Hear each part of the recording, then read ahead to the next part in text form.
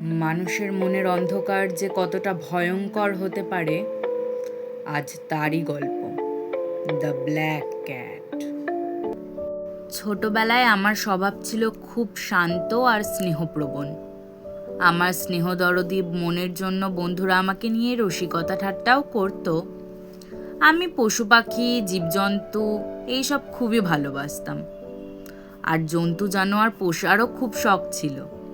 এ ব্যাপারে আমার বাবা মা খুব উৎসাহ দিতেন। পোষা জন্তুদের সম্পূর্ণ রক্ষণাবেক্ষণের দায়িত্বও ছিল আমারই ওপর। এদের খাওয়াতে ও আদর করতে আমার খুব ভালো লাগতো, আর এসব করতেই আমার বেশিরভাগ সময়টা কেটে যেত। আমি এইসব করতে করতেই বড় হতে লাগলাম।